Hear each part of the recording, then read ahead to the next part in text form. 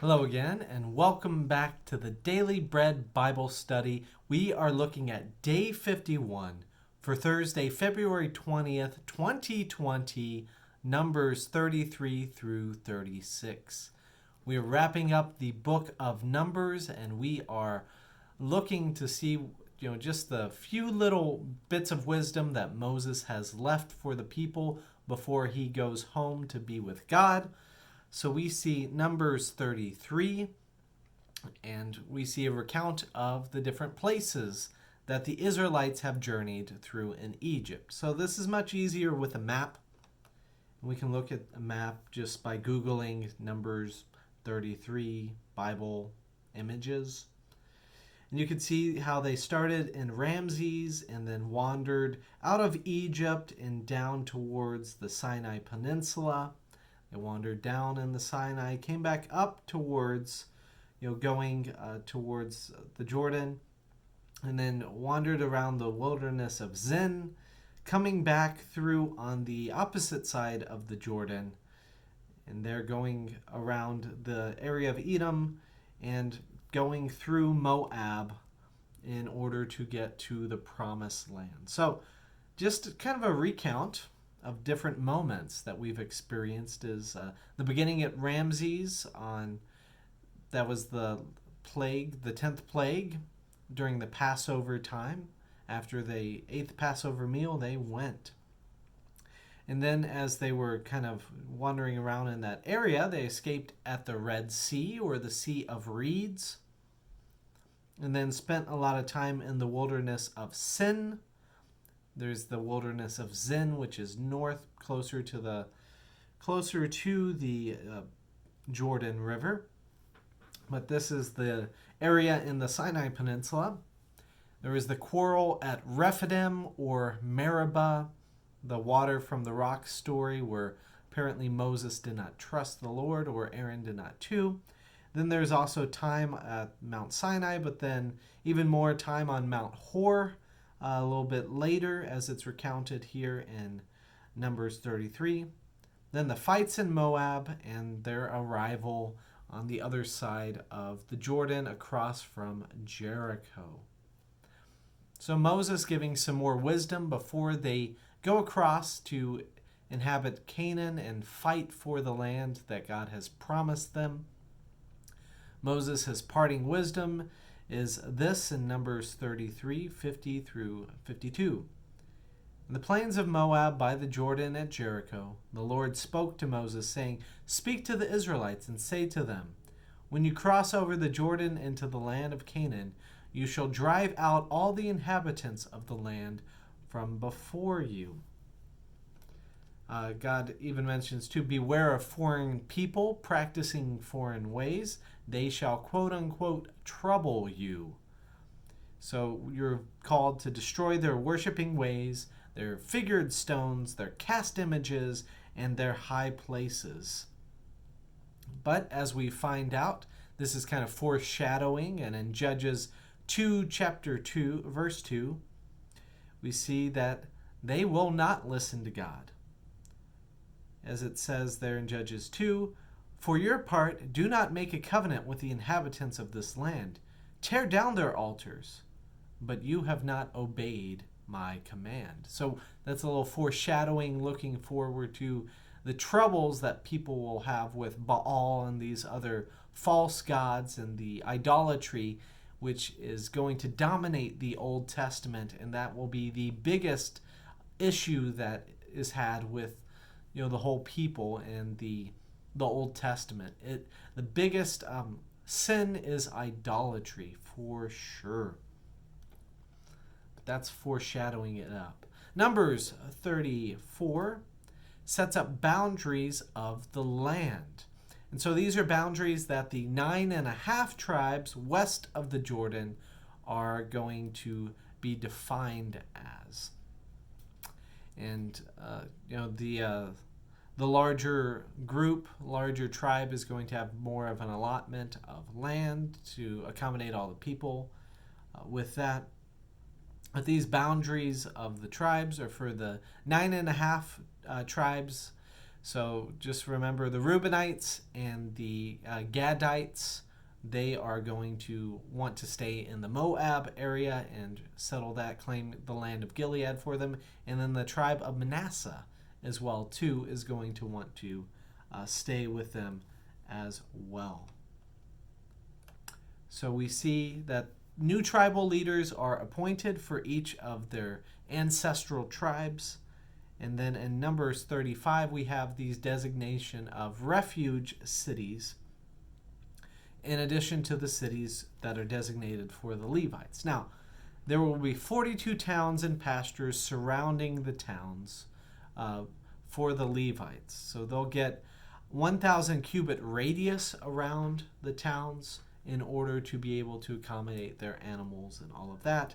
And this 42 will also have, in addition to that, 6 cities of refuge. So there will be 48 total cities that will be under the purview of the Levites. These cities of refuge are specific cities and have a specific function. They're the place so that a slayer who kills a person without intent may flee there, from Numbers 35:11. These cities shall be for you a refuge from the avenger, so that the slayer may not die until there is a trial before the congregation. So something happens and an accident happens and somebody accidentally kills someone else. And so in their society, what was called the Avenger of Blood. That was somebody who's legally designated to be able to take revenge, an eye for an eye, upon the individual who had caused this. And so if it was the death of a family member, their close kin would be able to take the death of the person who killed them.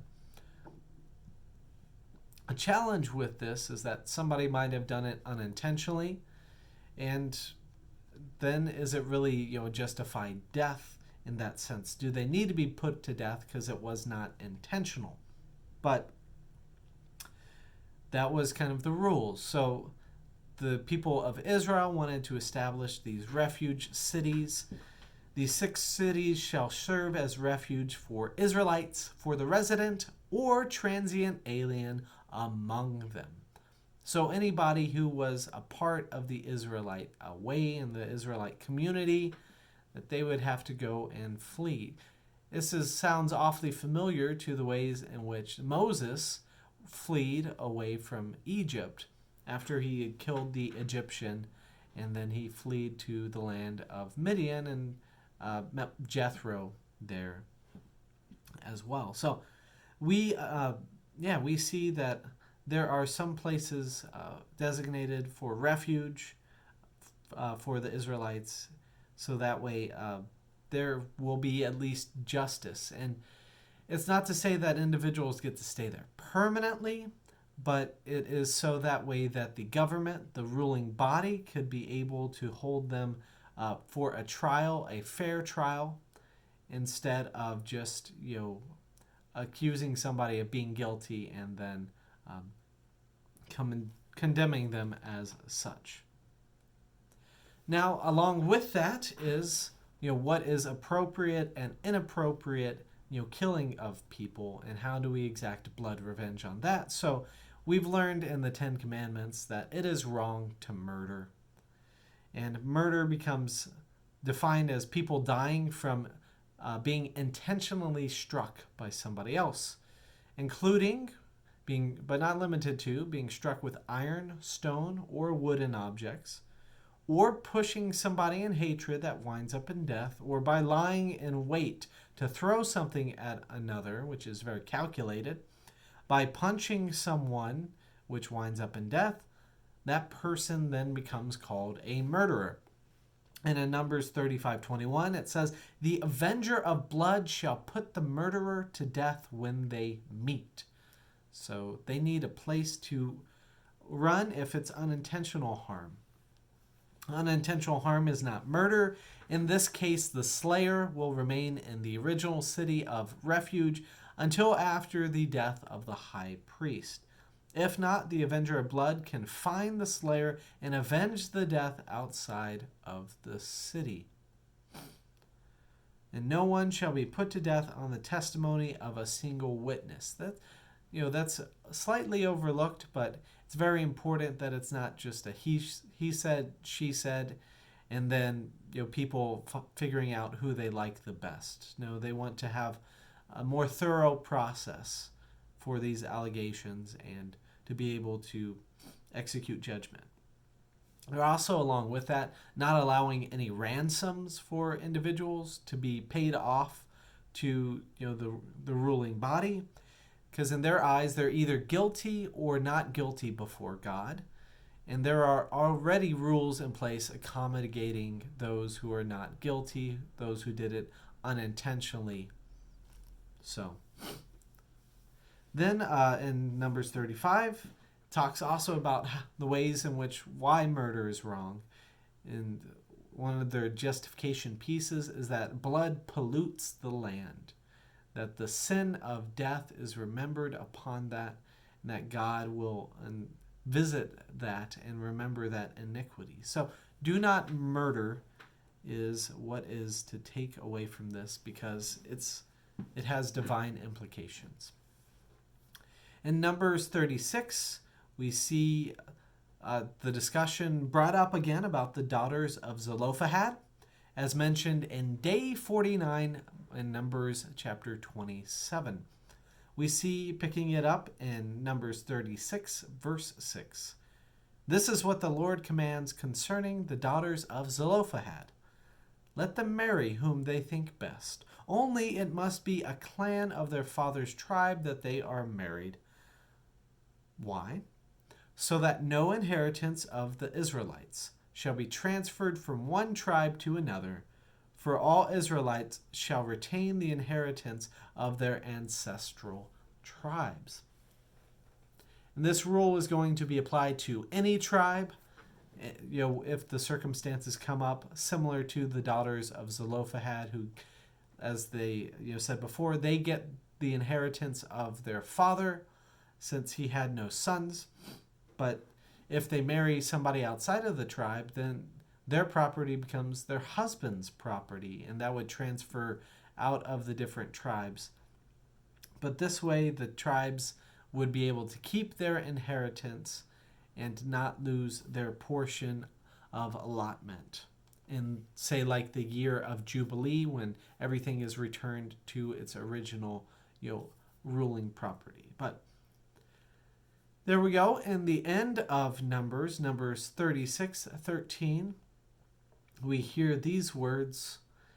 These are the commandments and the ordinances that the Lord commanded through Moses to the Israelites in the plains of Moab by the Jordan at Jericho. So wrapping it up, they're looking across into the promised land, standing there up at Mount Nebo, and we get to see them looking across over at the land that they will come to inherit, the promised land. So we look forward to talking more, but we are excited to wrap up Numbers, and then we will move on to Deuteronomy next time.